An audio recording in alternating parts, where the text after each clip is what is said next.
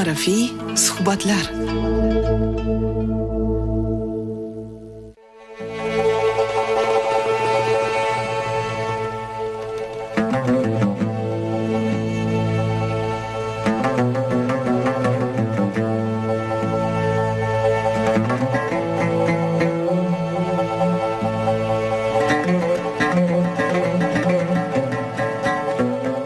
Qalblar yaxshilik qilgan odamni sevish va yomonlik qilgan kimsani yomon ko'rish tuyg'usida yaratilgan. Kim bir kishini yaxshilik tomon yo'naltirsa, unga ham o'sha yaxshilikni qilgan yoki bajargan kishining mislicha ajr bo'ladi. Qalbni poklamaguncha ilm nur bo'lmaydi. Ilm haqiqiy bo'lishi uchun qalb ham sof bo'lishi shart. Kim nafsini yengsa, u haqiqat yo'liga kirgan bo'ladi. Tasavvufda eng katta jihod nafsga qarshi kurash. Riyo bilan qilingan amal zohirda to'g'ri bo'lsa ham botinda qadrsiz va samarasizdir.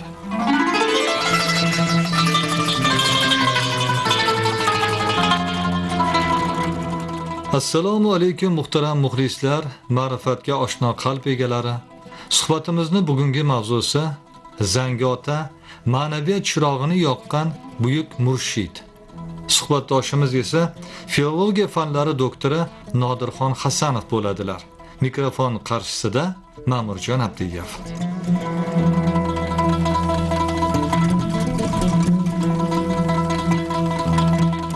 Alisher Navoiy o'z asarlarida ko'plab avliyo va orif zotlarni ehtirom bilan tilga olgan va ular qatorida Zangota nomini ham zikr qiladi.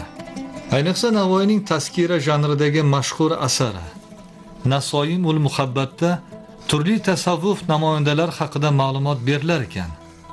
Zangota ham Yassaviya silsilasiga mansub ulug' shayx sifatida yodga olinadi. Navoiy Zangotani buyuk orif va komil inson sifatida tasvirlaydi. Uning so'zlariga ko'ra, Zangota xalq orasida mashhur va e'tiborli shayx bo'lgan. Uning suhbatlari odamlarni ruhan tarbiya qilgan, ko'plab insonlar uning qo'lida murid bo'lib kamol topgan. Alisher Navoiy o'z asarida bir qator sufiylarni yodga olar ekan, Zangotani ham ehtirom bilan ta'rif va tavsif etadi. Zangota va unga o'xshash ulug' zotlarni valoyat va karomot ahlidurlar va haloyiqqa irshod va uhda qilurlar. Muborak zotlarining barakoti bu millat ahli boshidan kam bo'lmag'ay deb madh etadilar. Ya'ni Zangota va uning kabi ulug' zotlar Xudoning do'stlari bo'lib, ularda haqning ikromi, karomatlari ko'rinib turadi.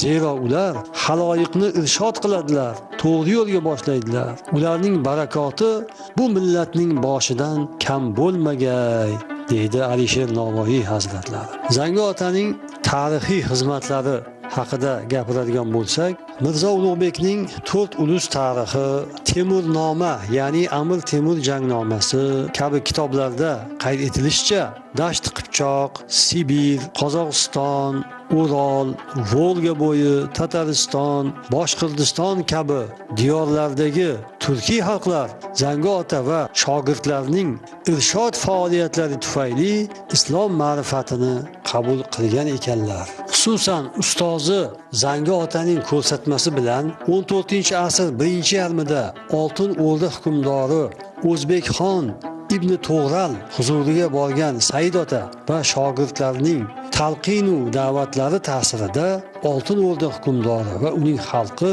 1320-yillarda musulmonlikni qabul qilgan ekanlar. Natijada Mo'g'ullarning ko'p qismi islom ma'rifati bilan oshno bo'ladilar. Oqibatda ular o'zbek, qozoq, tatar kabi turkiy qavmlar tarkibiga singib, tamoman turkiylashib ketadilar. Zangota himmati laqabi bilan ham mashhur bo'lgan. U qora tanli, baquvvat, barvasta, gavdali odam bo'lgan. Zangota Hakim otadan tasavvufiy ilmlar bilan birga ilmi zohiriy va ilmi botiniydan ham ta'lim olib, yetuk donishmand hamda sohibi karomat darajasiga erishadi. Shundan so'ng Zangota o'z vatani Shosh viloyatiga qaytib kelib, bu viloyatdagi aholini yassaviy ta'limotdan bahramand qilishga o'z hissasini qo'shadi hamda ko'plab ulug' mutasaffiflarni voyaga yetkazadi. Zangiota faqir va darvesifat odam bo'lib, odamlarning sigirlarini boqib, podachilik qilib, g'aribona hayot kechirgan. Kunlardan bir kuni Zangiota sevimli ustozi Hakim otaning vafotidan xabar topib, darhol Toshkentdan Xorazmga jo'naydi. U ustozining qabrini ziyorat qilgach, ta'ziya rasm-rusumlarini o'tkazadi. Anbar onaning iddasi tugagach, uning uyiga boradi va pira, Hakim otaning tul qolgan zavjasi Anbar onaga sovchi qo'yadi. Zangi otaning oilasi haqida gap ketganda shuni aytish mumkinki, ayrim manbalarga ko'ra, ustozi Hakim ota vafot etgach, uning bevasi Anbar bibini Zangi ota o'z nikohiga oladi. Bu nikoh hikoyasi quyidagicha rivoyat qilinadi. Kunlardan bir kun Anbar ona eri Hakim otaga qarab, Xorazm hukmdori Bo'g'roxonning qizi bo'la turib, shunday qora odamga turmushga chiqqan ekanman-a deya ko'nglidan o'tkazadi. Bu o'y darhol Hakim otaga ayon bo'ladi va u mendan keyin mendanda qoraroq odamga tegasan, qarab tur deydi. Vaqt o'tib Hakim ota vafot etgach, ma'lum muddat vaqt o'tib Zangi ota Anbar onaga sovchi yuboradi. Anbar ona esa bu qora odamga tegmayman deb oyoq tirab oladi. Shundan keyin uning bo'yni qiyshayib qoladi. Zangi ota Hakim otaning gapini eslatgach, noiloj Anbar ona unga tegishga rozi bo'ladi. Xullas, ulardan bir necha solih farzandlar dunyoga keladi. Anbar onaning qabri Zangi ota maqbarasining shundoqqina yaqinida joylashgan bo'lib, butun O'rta Osiyolik ayol qizlarning tabarruk ziyoratgohi hisoblanadi. Ahmad Yassaviydan keyin hikmat yozish an'anasi uning izdoshlari orasida keng tarqalgani ma'lum. Bu an'ana ayniqsa Yassaviylik tariqati doirasida ruhiy tarbiya va irfoniy g'oyalarni xalq tilida yetkazishning muhim vositasi bo'lgan.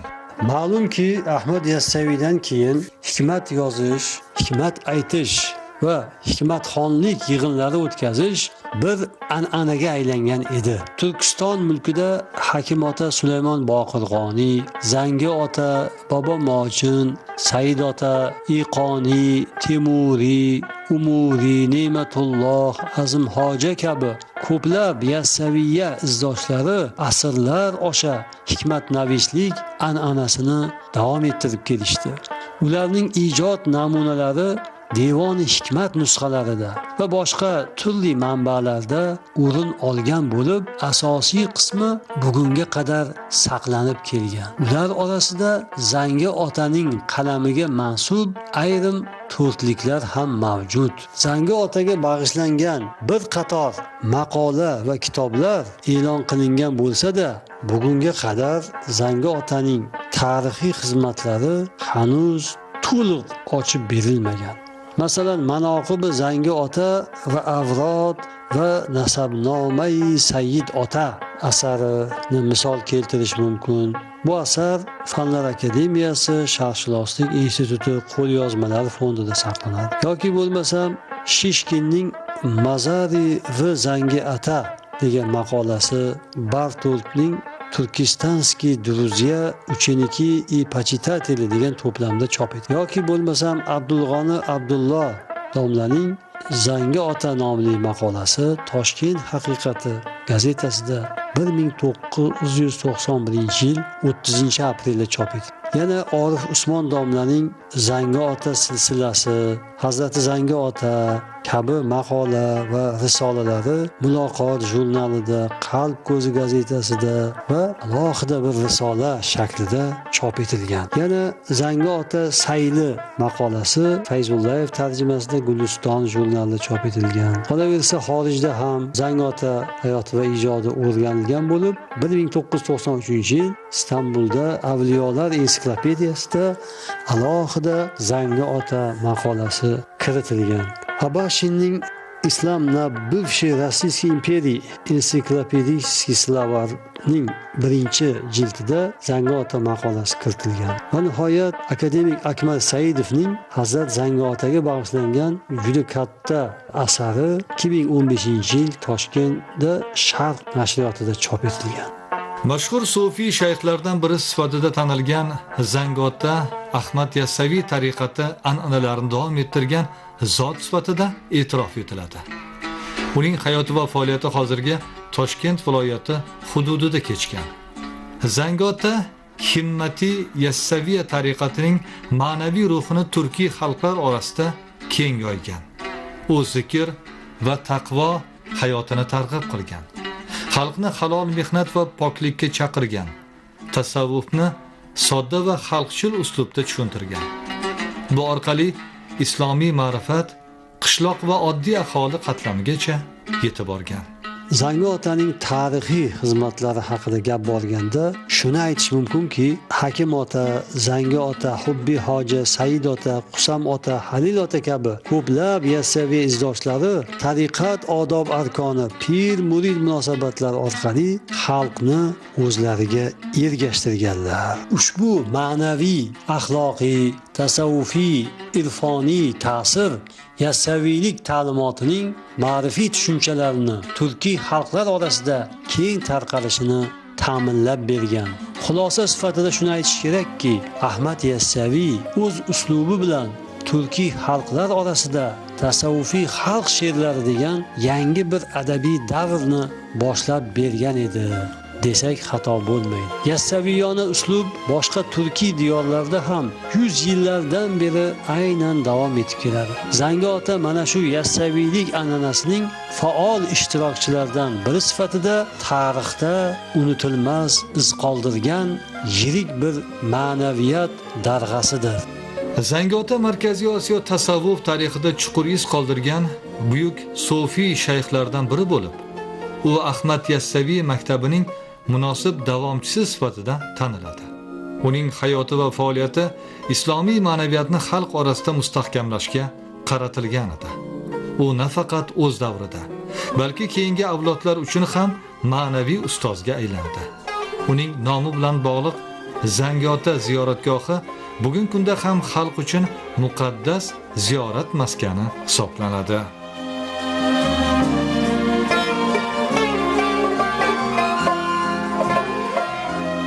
Muhtaram muxlislar, siz Mahalla radiosi to'lqinlarida ma'rifiy suhbatlar eshittirishini tingladingiz. E'tiboringiz uchun tashakkur. Salomat